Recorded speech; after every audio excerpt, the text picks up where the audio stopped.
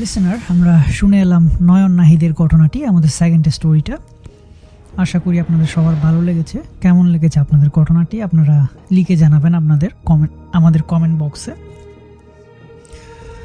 এবং সেই সাথে আমরা থ্যাঙ্কস জানাতে চাই নয়ন নাহিদকে তার ঘটনাটি শেয়ার করার জন্য। এবং সেটাও বলেছিল তার কাছে আরও অনেক ঘটনা আছে শেয়ার করার মতো।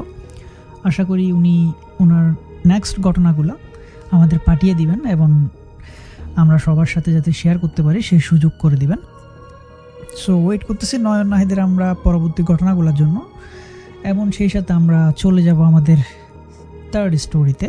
এটাও আমাদের পাঠিয়েছেন আমাদের আরেকজন লিসেনার নোরমান আসিফ, যিনি গত পর্ব আমাদের সাথে ঘটনা শেয়ার করেছেন এবং ওনার ঘটনাটি অনেকে লাইক করেছেন। এই পর্ব উনি একটা ঘটনা নিয়ে এসেছেন আমাদের সাথে।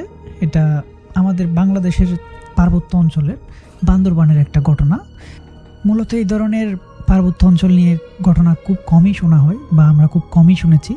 সো আই থিঙ্ক এই স্টোরিটা আপনাদের কাছে খুবই ইন্টারেস্টিং লাগবে এবং আমার কাছেও খুব ইন্টারেস্টিং লেগেছে, কজ পার্বত্য অঞ্চলের ঘটনা মানে ডিফারেন্ট কিছু। চলুন তাইলে আমরা আর দেরি না করে শুনে আসি নোরমান আসিফের সে ঘটনাটি এবং আপনারাও শুনতে থাকুন। ওটা ওই এলাকার একমাত্র গ্রাম ছিল। তো তখন যেটা ছিল যে পাহাড়ে বিভিন্ন গোষ্ঠীদের মাঝখানে মানে অবিরাম মারামারি, যুদ্ধ এসব লাগতো এবং প্রায় এসব হচ্ছে আপনার পাহাড়ি এলাকা দখল এবং পাহাড়ি গাছ মানে বিভিন্ন কারণেই তাদের এইসব লাগতো। তো এরকমই একটা ঘটনা ছিল যে পাশাপাশি দুটা উপজাতি গোষ্ঠী পাহাড়ের মানে দুইটা সাইডে থাকতো এবং তাদের কিছু কমন সাইডে তারা সবসময় সংঘর্ষে মানে লিপ্ত হতো ওই জায়গাটাকে দখলের জন্য। তো এই নিয়ে দুটো গোষ্ঠীর মধ্যে প্রচণ্ড বিভিন্ন ধরনের মনে করেন যে হিংসা বলেন বা হচ্ছে আপনি মারামারি রেষারেষি এই ধরনের জিনিসগুলো প্রচুর বিদ্যমান ছিল। তো সেখানে একটি গোষ্ঠীর একটা মেয়ে ছিল।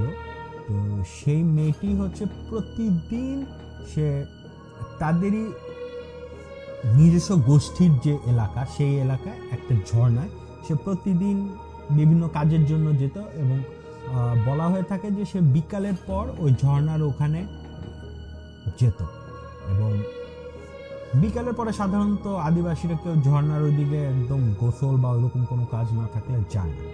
তো তার গ্রামের লোকজনরা সবাই এই মেয়েটাকে একটু অন্যরকমভাবে দেখতো, কারণ মানে গ্রামে এটা প্রচলিত একটা ছিল যে ওই মেয়েটা যখন বিকালে ওই ঝর্ণার ওখানে যেত এবং সে নাকি খুব মানে প্রাচীন একটা আদিবাসী ভাষায় অদ্ভুত একটা গান গাইতো এবং সেই গানটা যখন গাইতো আশেপাশের সমস্ত ধরনের প্রাণী সবাই হাজির হতো তার পাশে। এখন অনেকেই তাকে চুপি চুপি অনুসরণ করেছে বা অনেকেই হয়তো অন্য কোনো কাজে কোথাও গিয়েছিল, আসার পথে ওই ঝর্ণার ওখানে যখন পার হয়ে আসে তখন তারা এই ঘটনাটা খেয়াল করেছে। তো কেউ কখনো অবশ্য ভয়ের কারণেই তাকে কখনো বা তার বাবা মাকে কখনো প্রশ্ন করে নাই এবং সেও কখনো গ্রামবাসীর সাথে এই জিনিসটা কখনো বলে নাই বা শেয়ার করে নাই যে এরকম একটা, বাট সে যে নিজস্ব এরকম একটা ক্ষমতা আছে বা কিছু, তো এটা সেও জানতো এবং সে কখনো কাউকে বলতো না। গ্রামবাসীরাও জানতো কিন্তু কেউ ঘাটাতো না, আবার কেউ ভয় করতো, ভাবতো যে কি না কি আবার বললে কি হবে না হবে। আর ওইসব আদিবাসী এলাকায় তো বুঝেন তাদের বন দেবতা থাকে, বিভিন্ন প্রাণীদের দেবতা থাকে, আবার কিছু প্রাণীদেরকে দেবতা না অপদেবতা হিসেবে দেখা হয়। সো এখন সবাই আর কি একটু সন্দিহান মনে, কেউ এই বিষয়টা নিয়ে অত কথা বলতো না বা করতে চাইতো না। সো এরকম ভাবেই চলে যাচ্ছিল। তো ঠিক একইভাবে এরকম একটা ঘটনায় একদিন মেয়েটা হচ্ছে ওই বিকালবেলা পাহাড়ে এরকম সবাই দেখছে যে সে ঝর্ণার ওইদিকে পাহাড়ে যাচ্ছে। তো সবাই বুঝতে পারছে হ্যাঁ সে হয়তো ওখানে যাবে, গান টান করবে, কিছুক্ষণ বসবে, কি করবে না করবে, চলে আসবে প্রতিদিনকার ঘটনার মতো, অসাবধান কিছু না। কিন্তু দেখা গেল যে সাধারণত সে সন্ধ্যার আগেই চলে আসতো, বাট সেই দিন সন্ধ্যা হয়ে যাচ্ছে তারপরও তার কোনো দেখা নাই, রাত হয়ে যাচ্ছে তারপরও তার কোনো দেখা নাই। আরও দেরি হয়ে যাচ্ছে, তারপরও তার কোনো দেখা নেই। তো সবাই বেশ অবাক হয়ে গেল যে কি ব্যাপার, এখনো নাই, কোথাও নাই, কিছুই নাই।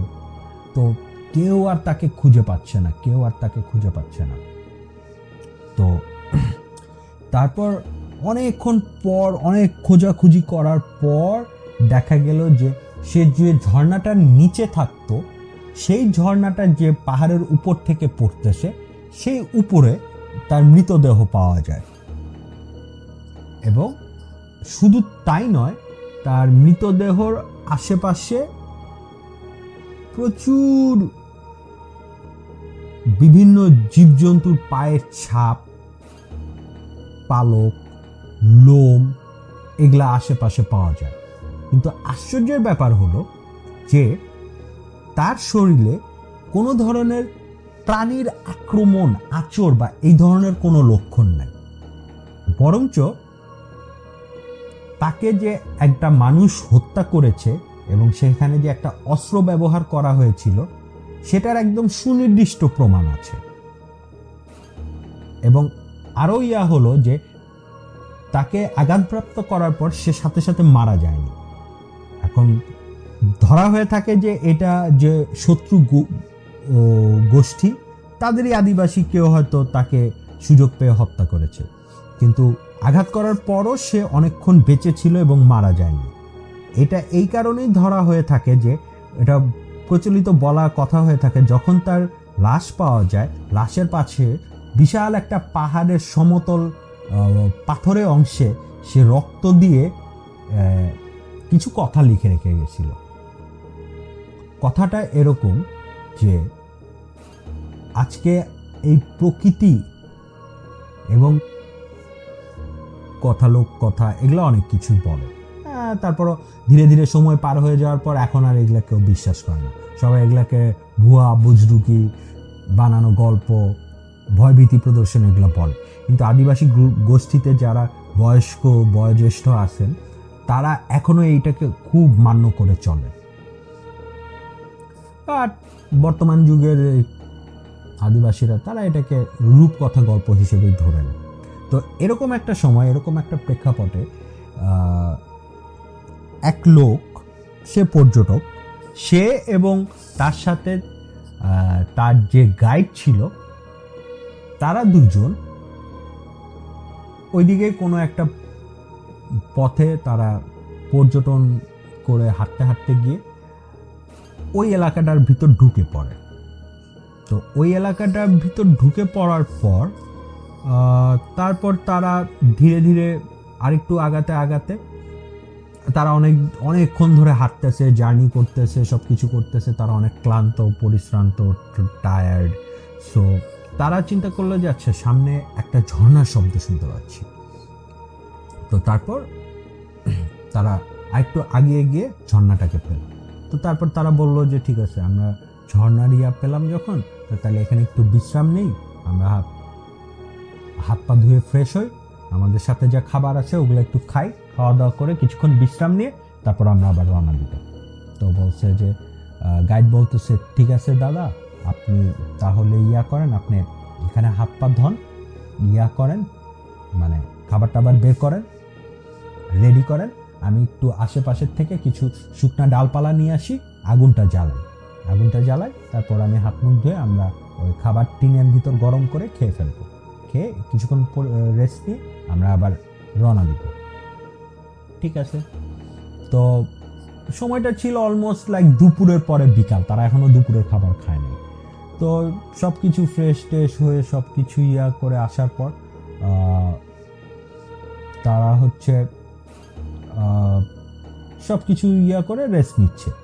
তো হঠাৎ যে আদিবাসী গাইডটা ছিল, সে খেয়াল করলো যে আশেপাশে বিভিন্ন পশু প্রাণীর পায়ের ছাপ। সে অনেকক্ষণ চিন্তা করলো, কিছু বুঝতে পারতেছে না যে এটা কই থেকে আসলো, কিভাবে আসলো। সে তার ওই পর্যটক যে গাইড, মানে যে পর্যটক আছে, তাকে জিজ্ঞেস করলো যে আচ্ছা, এইদিকে কি আপনি কোনো বন্য জন্তু, পশু পাখি, প্রাণী কিছু দেখছেন? না, আমি এইদিকে আসার পর এতক্ষণ হাঁটলাম, আমরা অনেক পাখি, জন্তু জানোয়ারের ডাক টাক অনেক কিছু শুনছি, বাট এই জায়গায় আসার পর সব কিছু চুপচাপ হয়ে গেল। গাইডটা একটু চিন্তিত হয়ে পড়লো, কারণ সে নিজেও যখন প্রথমে এখানে আসছিল এই জায়গায় এই ধরনের কোনো পায়ের ছাপ কিছুই ছিল না, এবং সে মাত্র 10-15 মিনিটের জন্য ডালপালা জোগাড় করতে গেছে। এর মধ্যে বিভিন্ন প্রাণীর এত পায়ের ছাপ, এবং উনি যাকে দেখে গেছেন সেও কোনো ধরনের, সে শহরের মানুষ, অবশ্যই এই ধরনের প্রাণী দেখলে সে সবার আগে ভয়ে চিৎকার করা বা করার কথা, বাট সেও কিছু করেনি, এবং সে একদম নর্মাল ভাবে যে না আমি তো এরকম কিছুই দেখিনি কেন। তো গাইড একটু কনফিউজড হয়ে গেছে, কি ব্যাপার, কাহিনী কি। তো আচ্ছা, তারপরও তারা অনেক মানে মাথা থেকে ওই চিন্তা ঝেড়ে ফেলে তারা সারাদিন জার্নি করে খাওয়া দাওয়া করে একটু রেস্ট নিচ্ছিল। তো রেস্ট নিতে নিতে তাদের চোখটা বন্ধ হয়ে এসে একটু ঝিমানি লাগছিল।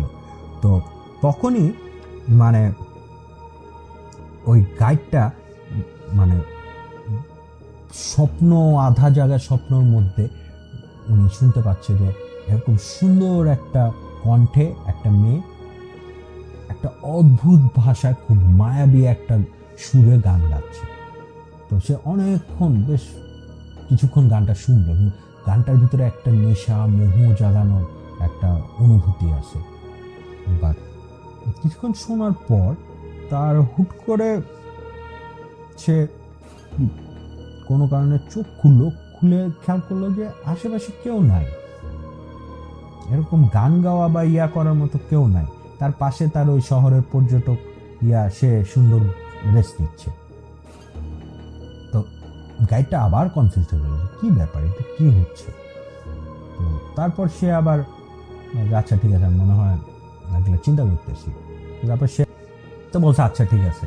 তো গাইড 15-20 মিনিট পর ফল টল কুড়ায় এনে সব কিছু এনে দেখে যে সে শহরের পর্যটক নাই, আগুন জ্বলতেছে, তাদের খাবার টাবার ওই রকমই আছে, ব্যাকপ্যাক ট্যাক সবই আছে, ওর পর্যটক নাই। কি ব্যাপার, সে অনেকক্ষণ ধরে খোঁজাখুঁজি করে অনেক কিছু করে একদমই কোথাও কিছু পেল না। তো অনেকক্ষণ ধরে নিজে যখন খুঁজে আর কিছুই পেল না, পরে সে শুধু তার ব্যাগগুলা নিয়ে সে মোটামুটি বেশ ভয় এবং দ্রুততার সাথে গ্রামের দিকে রওনা দিল, এবং অলমোস্ট প্রায় বেশ অনেকক্ষণ জার্নি করে সে গ্রামে পৌঁছে সবাইকে বলল যে এরকম ঘটনা। তো গ্রামের লোকজন আগেই জানতো শহর থেকে পর্যটক আসছে, সে ওই ঝর্ণার ওদিকে গেছে। তো তারাও বললো যে ঠিক আছে, আমরা আপনাকে খুঁজতে সাহায্য করে বের হয়ে সবাই অনেকক্ষণ খুঁজে অনেক কিছু করে পেল না। এইভাবে ওই দিন পেল না, তার পরের দিন পেল না, এরকম করতে করতে প্রায় 3-4 দিন পর সবাই হাল ছেড়ে দিল, কিন্তু সবাই কনফিউজ যে আসলে কি হলো, কই গেল সে। তো 3-4 দিন পর অন্য দূরের একটা গ্রামের পাহাড় থেকে একদল লোক আর কি এই গ্রামে আসতেছিল, ঠিক আছে। তো এই গ্রামে আসার পর তো তারা হচ্ছে এদিক দিয়ে আসার পর এই গ্রামে এসে তো সবাইকে বলো কি ব্যাপার, কি অবস্থা, কি খবর। তো তখন বলতেছে যে না আসলে মানে আমাদের এরকম একটা টুরিস্ট আসছিল, উনি তো এরকম একটা অ্যাক্সিডেন্ট হয়েছে। তো তখন বলতেছে যে আচ্ছা টুরিস্টটা কি দেখতে এরকম? বলছে হ্যাঁ। তার গায়ে কি এই ধরনের কাপড় ছিল? হ্যাঁ। আচ্ছা আপনার কই থেকে আসছেন, আপনি কি তাকে দেখছেন, সে কি পথ হারায় গেছে বা কিছু? বলতেছে যে না আমরা তো ওই গ্রাম থেকে আসছি, কিন্তু আমরা তো ওই যে ওই পাহাড়ের ওই পাশের রাস্তাটা দিয়ে ঝর্ণার সাইডের রাস্তা দিয়ে আসছি। তো বলছে যে আপনার হ্যাঁ টুরিস্ট তো ওই ঝর্ণায় গেছিল, তো আপনারা সাইডের রাস্তা দিয়ে আসছেন, তাহলে তা ঝর্ণার যে আসল রাস্তা ওইটা দিয়ে আসেন না, তা আপনি ওখানে দেখলেন কেমন? কারণ টুরিস্ট তো ঝর্ণার ওখান থেকেই মানে নিখোঁজ। তো বলছে তাই নাকি? হ্যাঁ কেন? বলছে না আমরা যে ওই পথ মানে ঝর্ণাটার বাইপাস করে যে সাইড দিয়ে পথ, আমরা যখন ওইখান দিয়ে আসতেছিলাম তো তার একটু আগে আমরা দেখলাম যে একটা আদিবাসী মেয়ে। লিসেনার, এই ছিল নরমান আসিফের ঘটনা। আশা করি আপনারা সবাই খুব এনজয় করেছেন এবং খুব মন দিয়ে শুনেছেন ঘটনাটি খুবই টিপিক্যাল এবং খুবই ইন্টারেস্টিং একটা ঘটনা ছিল। এবং আমি থ্যাঙ্কস জানাতে চাই নরমান আসিফকে যে তার ঘটনাটি আমাদের সাথে শেয়ার করার জন্য। নরমান আসিফের ঘটনাগুলো বরাবরের মতোই সবসময় খুব ইন্টারেস্টিং হয়। লাস্ট এপিসোডেও সে একটা ঘটনা আমাদের সাথে শেয়ার করেছিল এবং সেটাও খুব ভালো ছিল, খুব প্রশংসা পেয়েছি আমরা সবার কাছ থেকে। সো এই এপিসোডও তার ঘটনাটা খুব ইন্টারেস্টিং ছিল এবং আশা করি নরমান আসিফ আমাদের ঘটনা পাঠাবেন, গ্র্যাজুয়ালি ঘটনা পাঠাতে থাকবেন। এবং সেই সাথে আমরা আজকের ভৌতিক এখানেই শেষ করতে যাচ্ছি। এইটাই আমাদের লাস্ট স্টোরি ছিল আপনাদের জন্য।